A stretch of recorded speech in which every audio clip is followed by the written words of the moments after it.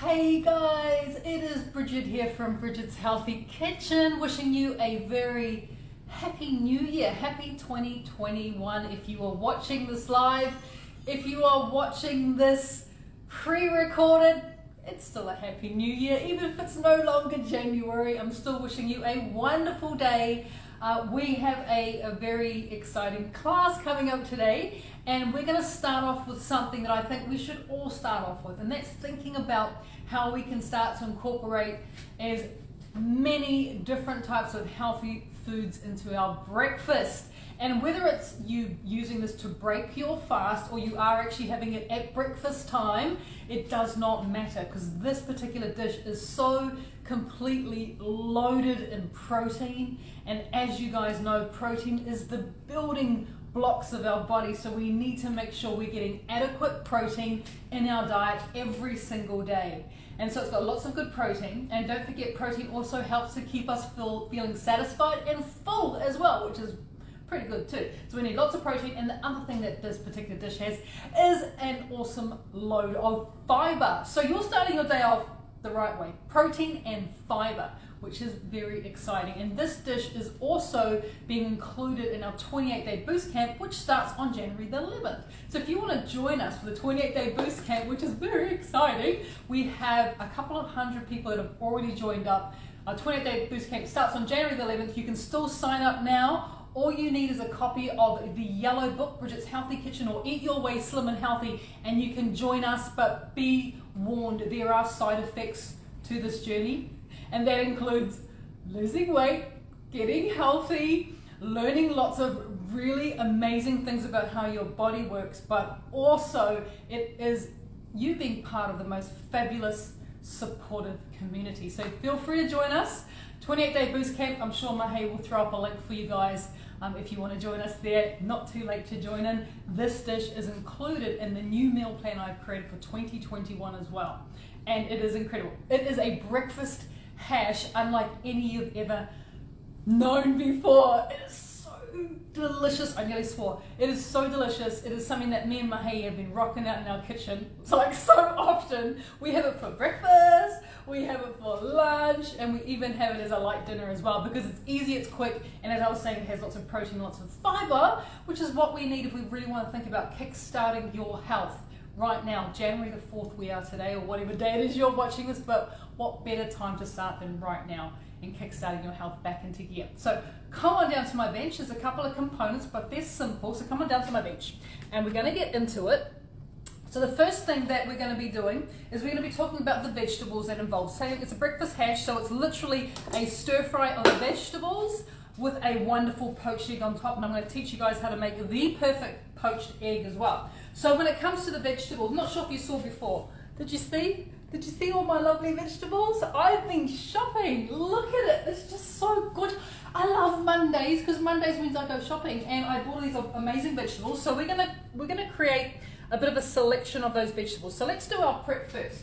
So the first thing that we need to think about when it comes to our breakfast hash, of course, we're going to have some type of onion in there. Now this, by the way, is enough for 5 serves. So this is 5 breakfasts. So even if you're on the go rushing and you think, I can't do this every morning, you don't have to. You could literally do this on a Sunday and then have breakfast from Monday, Tuesday, Wednesday, Thursday and Friday already done, which is brilliant. So for 5 serves of my incredible breakfast hash, you're going to start with 1 medium-sized onion. You could use a white onion if you like. I like red onions.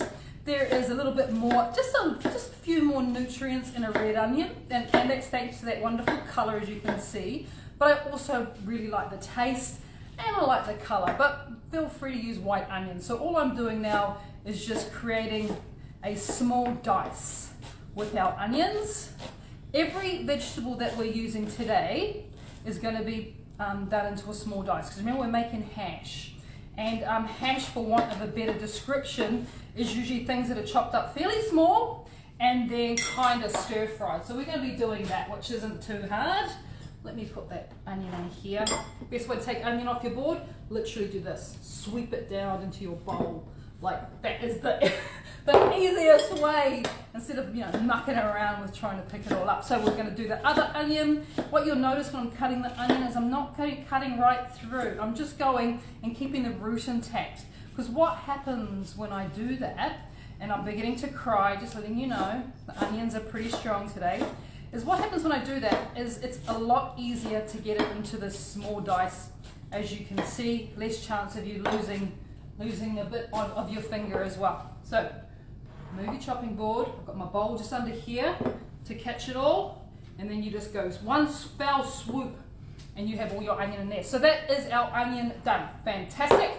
The next thing we're going to think about is what type of vegetables to use, and this is where it's completely up to you guys. So I have decided we're going to be choosing, you can choose up to 5 different types of vegetables, but a minimum of 3, so you can choose 3 or 5, up to you. And what you're looking for is vegetables that you know are going to work really well in stir fry. So I've got mushrooms, I've also got some zucchini. You could think of adding something like the cauliflower. You could have cabbage if you wanted to. You could have fennel if you wanted to. It's completely up to you. Because what you're looking to achieve with the vegetable component, and this is how we get all our wonderful dietary fibre. What we're looking to achieve is, and this is where you can either use a cup measure or use your hand, is you're wanting in total 5 large handfuls of diced vegetables. Hence why I said it's completely up to you what vegetable you decide to use, what vegetables you decide to use. Just bear in mind that the more vegetables that you choose, like whether you go for 3, 4 or 5 different varieties, the more vegetables you choose, the larger diversity of gut bacteria you're going to have. So that's why this is such a great idea, that you go into the veggie shop and have a little look around. Oh, thanks to my Uncle Pete. My Uncle Pete made me this cheese board. Isn't it gorgeous? Thanks, Uncle Pete. It's my birthday present. So you want 5 handfuls, but it's up to you, as I was saying, which vegetables you choose. And that's all going to depend on, obviously, what's seasonally available for you. There's nothing stopping you from using broccoli as well, if you want to. But as I was saying, I'm going to be using zucchini. I've got these great button mushrooms. By the way, when it comes to button mushrooms, we don't wash them, right? Just give them a pat down or a dried with a paper towel. You don't want to put them in water because they're very porous and they'll actually soak up the water, which is what you don't want. And you don't need to take off the stalks either. I don't know why we do that, because they're just as edible as the rest of the mushroom. And once again, you're looking to put together a small dice of whatever vegetables you use. So other vegetables that you could potentially think about. You could use asparagus, which works really well if you find that asparagus is cheap near you. You could use broccolini, which is that cousin of broccoli. It's a lot more delicate, a lot more tender. And for people who have broccoli fatigue, and there is such a thing, right? Broccoli fatigue. Oh, I've had so much broccoli. Broccolini is a really nice alternative. And of course, in this dish, it works so incredibly well because it's so lovely and tender. So you choose. Another vegetables you could use, believe it or not, you can use cabbage. Cabbage actually works really, really well in this. And these are just some of the vegetables that Mahay and I have utilized in the last couple of weeks that we've been eating lots of this. I'll use one more. Remember, you're looking for a large handful or a cup times 5. That's the quantity of vegetables that you are looking for. And I think the reason I love this dish so much is you're not just like, you just have to use broccoli or you just have to use cauliflower. You know, you're like, well, I'm going to use all these fabulous vegetables that I love. So mushrooms are in there. One that I love, where are you, my dear? Here it is. I love this fennel. Fennel is fabulous. And of course, when it comes to fennel, you don't throw these away, right? Because these become herbs. You can use these as herbs because they've got a lovely flavor.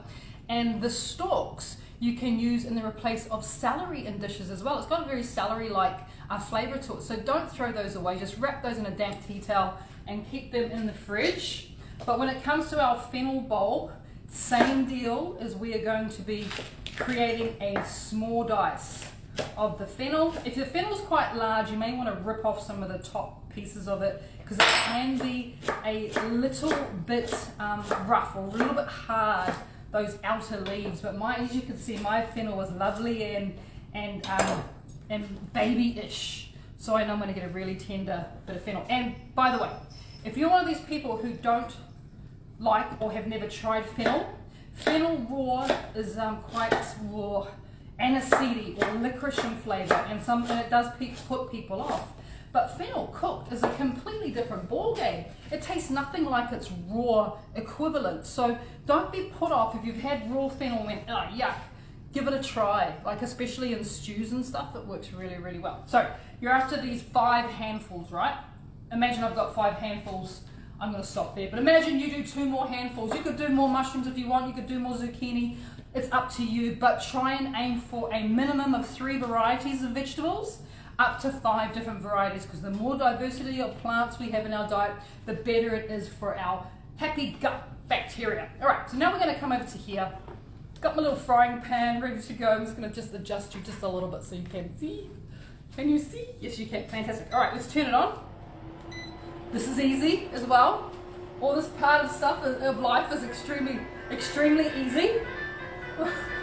If you're hearing that noise, that is that is our front gate. Someone's at our front gate. All right, sorry, my heat is onto it. Okay, I've got this on medium to hot. Medium to hot. And I'm going to be adding into it, sorry my head doesn't know how to use the front door. Okay, I'm going to be adding into it some sticky sauce. We're back again, we're back. So into my medium to hot, you can use a wok or a frying pan. Let's add in firstly 2 tablespoons of sticky sauce. And our onion, that's the first thing that goes in there. Our onion goes in. Give it a bit of a stir fry, of course. Look at my sticky sauce, freshly made. Doesn't it look gorgeous? Absolutely wonderful. As well as that, let's add some aromatics. I'm going to be putting in some fresh ginger. 1 tablespoon of fresh ginger goes in. I'm also going to be adding in a tablespoon of fresh garlic. Is going in there as well. Heaps. Don't be afraid to put your garlic and your ginger in. Don't be afraid at all, because you know this gives so much flavour to food. And if you're wondering what your breath is going to smell like during the day, it's going to smell like flowers. It's going to smell amazing because you're cooking the ginger, right? You're cooking the garlic. So the ginger is actually going to counteract some of that garlic smell as well. So don't be afraid of adding that much into there. As well as that, I'm also going to be putting in, I've got this wonderful organic coconut amino style fish sauce.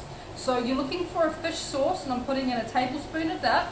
You're looking for a fish sauce, going to add some flavour of course, but the thing I really love about that fish sauce is it's not made from fish, it's actually made from coconut aminos. So it's coconut, and it comes from a company called New Life. I know it's backwards, but just look for that blue label.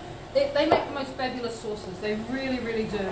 And of course all natural, made from coconuts, but gives a wonderful additional flavour to your stir fry, which is really important. We just want to add as much flavour as possible. So once we have this sort of kind of cooking down for a couple of minutes, you're going to add your first bit of protein into here. So I have in my little bowl here, I have some very lean beef mince. You could also use lamb mince. You could also use chicken mince if you really want to, or turkey. And we're going to be adding in 350 grams. Remember, this is for 5 serves. 350 grams of that goes in there. And you give it a bit of a mix. And as I was saying, this is going to start, we're bringing in the protein, the really strong protein factor into this meal. So even with that, 350 grams, about 12.3 ounces for our American friends. Even with that small amount of protein, we're going to be adding 18 grams of protein per serve, which is a really good amount for breakfast.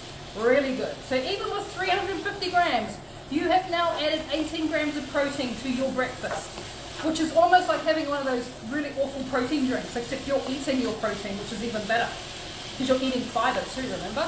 So that goes in. Give it a bit of a sizzle. Let's add some salt. Going to help to get it all frying, going to help to give it some flavour as well. Bit of a stir, bit of a toss. And what you're looking for here is for the beef, or the lamb, or the chicken, or the turkey, or whatever mince or ground meat you decide to add to this. And now the cat's headbutting me. Hello, cat. Sorry, my darling, it's cooked. You don't like cooked food. Whatever meat you decide to add to this, we're just looking to get it cooked right through. We're looking to get that wonderful flavour from the onions and the ginger and the garlic sort of working its magic through all of these wonderful bits of beef. Doesn't take long, right? Let's start adding in our vegetables. Now when you go to add in your vegetables, what I suggest you do is you add in the ones that you believe are going to take the longest to cook first, because they tend to be the hardest or the thickest. So for me, I know that's definitely going to be the fennel. That's going to take the longest to cook, so we're going to throw that in first. And of course, give it a bit of a stir fry. You can kind of see it coming together right now as hash. You're like, I get it. This is where hash comes in. You're right, this is the hash. So give that all a bit of a good stir fry. And then after about a minute of cooking the first vegetable, let's consider putting in the next one. For me, I reckon that's going to be zucchini. But zucchini and mushroom, they're kind of the same in terms of timing. So you know what I'm going to do? I'm going to throw them both together. They don't take very long at all, these two. Yes, Mahi? Got a question? Is this recipe in your yellow? I can't hear you, I'm afraid. Is this recipe in your book? Someone just asked if this recipe is in my book. No, this is the first time I have ever shown this recipe. This recipe is brand new. The books were written, 2018, whereas this recipe is 2021. So no, it's not in a book. This recipe is available with the new meal plan that I've produced for the 28-day boost camp. It's available there. And it's also, I'm going to be sharing it with you guys tomorrow on Bridget's Healthy Kitchen. You can request for it to be downloaded once you see the picture come up. So when it's like this, all that's left for us to do, imagine you've got all your vegetables in, all that's left for this to do is to cook away for a couple of minutes. That's all you need to do. So I'm going to put this on the back stove to continue to cook. I'm going to be bringing this forward for our next bit of protein that we're going to be adding to this dish. Next bit of protein. So in my little pot here, I just have some water. I have a bit of water, and to that water, we're going to be adding a teaspoon, well, not even that much, maybe half a teaspoon of apple cider vinegar, because we're going to be poaching some eggs. Now the vinegar is there. If you've always struggled, or if you have previously struggled, not always, but you've previously struggled with poaching eggs, this is a poaching egg masterclass for you. Alright, so water, about that much, because I'm not going to be poaching any more than kind of 3 eggs at a time, because that's based on the size of my pot. You don't want to overfill your pot. So you need a decent amount of water. I might add a little bit more. It's a little bit low. About half, fill the pot halfway with water. Remember, it's a half teaspoon of vinegar, and what you need to do is you need to allow the pot to come up to the boil.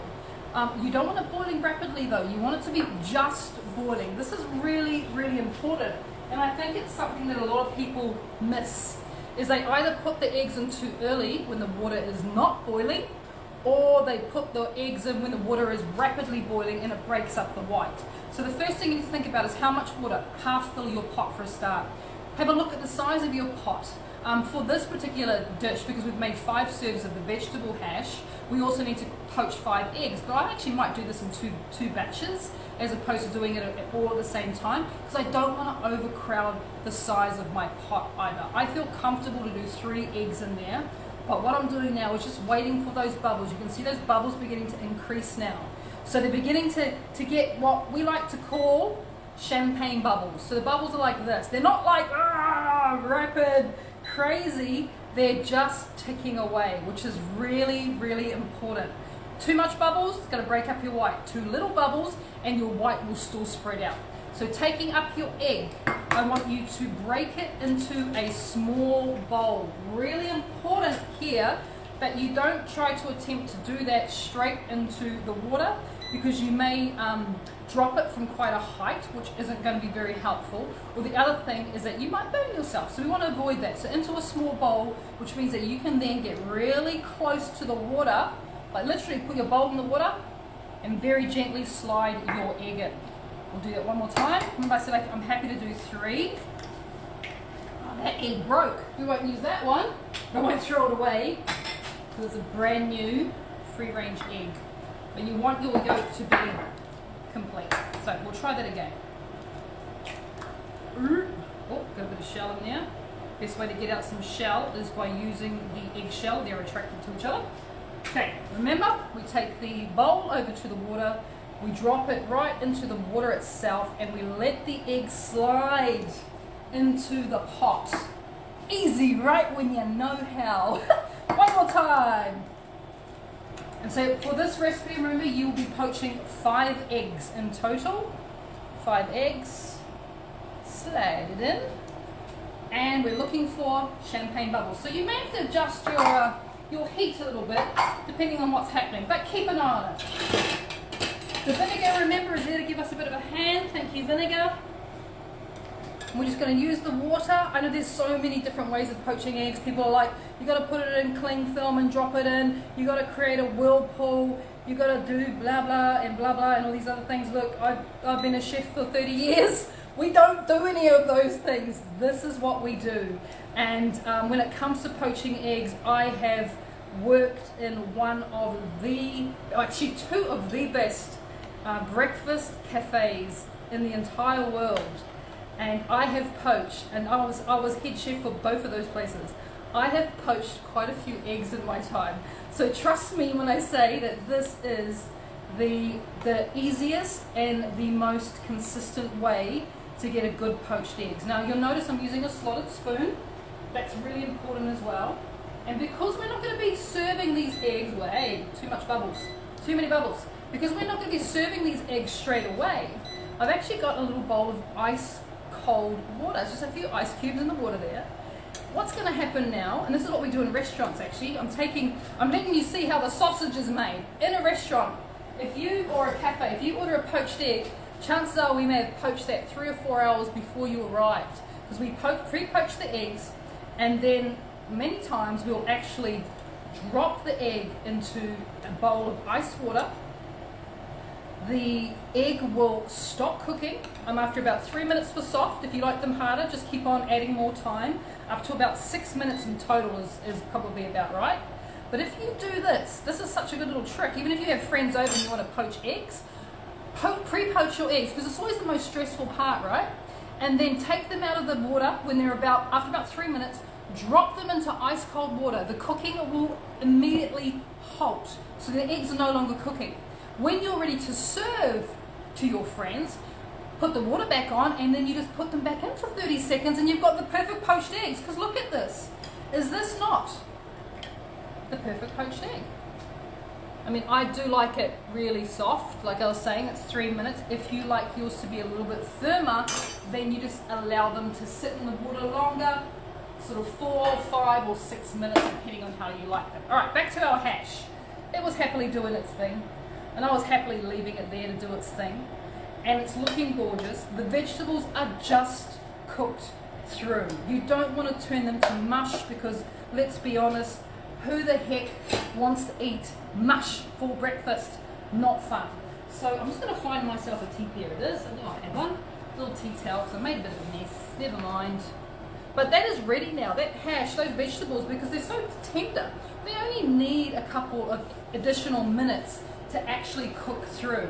And if you wanted to, and I do this often, I always like adding a bit more sticky sauce because I like it. So I'm going to add a couple more teaspoons of sticky sauce because I really like the flavour. But that is pretty much all you need to do, apart from pretty much portion up your meal now. So I've got a few different ways. If you are serving this right now, where's my bowl gone? I've lost my bowl. I've lost my bowl. I think Mace took my bowl. Yeah, he did. Mace put his, that's alright. My son put his breakfast in the bowl I had planned to use for you guys. That's okay. I think I need a clean one. Alright, let's put it on there. There we go. Okay. So if you're planning on serving this up right now, obviously everything will just go straight into a bowl. So you're probably looking at about 2 spoons per person, per portion, maybe a little bit more. And then all you need to do is go back to your lovely poached egg. Remember, drop it in the water just to give it some more heat, and then that just goes straight over the top. So when you break into the egg, all the yolk goes down to help really flavor that amazing hash you just made. The other thing I would suggest you do is grab yourself up some herbs, some fresh herbs. I use parsley in the recipe, but you know what? You can use any type of fresh herb that you like. You don't have to just stick with parsley. You could use coriander, you could use mint, you could use chives, you could use basil. Completely up to you. But go for a herb that's very light and bright, because that's going to really give this dish so much additional flavor, which is what we want. Because if you're starting your day out, like literally with this much flavor, then think about that for a second. If you're starting your day eating this, you're having a pretty good day. Showing Coco. Coco's recording this, so I'm showing Coco. Showing Coco. But if you are on the boost camp and you are wanting to, of course, portion it, all you need to do is get out your 5 containers and then evenly portion out the hash between the 5 containers. You may even want to go as far, if you want to be really particular about it, and weigh it as you're doing it, just to make sure that you're getting a very even amount in each one. But you know, the eyes are also really good at portioning. The eyes know. So if you are making this for your boost camp breakfast or break fast, all you would do is you just go along and you evenly portion out your vegetables into your little containers. Let me do 2. Let me do 2. Portion out your vegetables, add your beef or lamb or chicken or turkey or whatever you've got there. And then of course, you're going to go along and you're going to add an egg. Make sure it's well drained. Make sure it's well drained. Add an egg to the top of all of those. Add our wonderful fresh herbs if you want, or you could add herbs later, because that would be even better if you add them later. A few fresh herbs. And then we get out the next one. Here they are. Put on your lid and start stacking up your breakfast, ready for the week. That is all there is to it. And by the way, I just want to go through how many grams of protein you will get from this dish. So, as I was saying before, there is 18 grams of protein. Let me show you this one. There is 18 grams of protein in the hash itself. Actually, there's more than that, because there's about 3 grams of protein in the vegetables. So already you're on 21 grams of protein, which is about the same as one of those awful protein shakes, which have no fiber. They're just protein shakes and usually dairy. There's 21 grams of protein just in that alone. But don't forget, there's also 6 grams of protein in the egg. So there's 27 grams of protein in this dish, which for most people is about a third of their protein, their recommended protein intake. Especially unless you, of course, you exercise a lot. This is about a third of the recommended protein intake per day that you've got in this one dish. But as well as that, as I was saying before, there's also fiber. So protein builds muscles, protein helps us feel fuller longer, protein also helps us to feel satisfied, so we don't go looking for snacks at morning tea, which is why this is such an important dish. Protein will help to, just with so many different areas, it not just builds muscle, but it builds fiber. Fibers in our muscles, you know, it is literally the building blocks of our body. So it's really important that we get adequate protein, especially if we are looking to lose weight, because if we're not getting enough protein, we are not feeling satisfied. We are feeling hungry and all those sort of terrible things. So that's one thing. The next thing is that fiber content that I was talking about. So in here you've got around about 6 grams of fiber in every portion. Now the recommended daily fiber intake for women is 25 grams per day.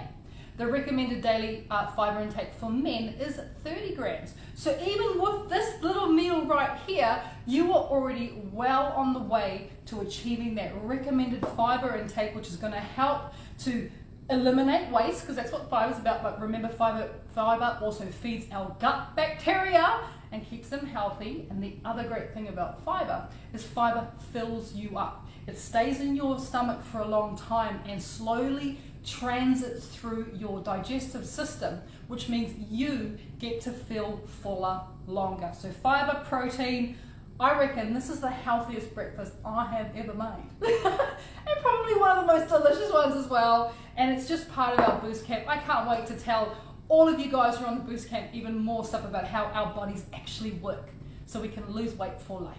So I look forward to seeing you guys back here in the kitchen. We're back in the kitchen again this week for more delicious, healthy food. Until then, enjoy your day today. Please be safe. Please be well. Please practice social distancing. Wear your mask if you have to. And we'll see you back here in the kitchen next time. Take care. Bye. Bye.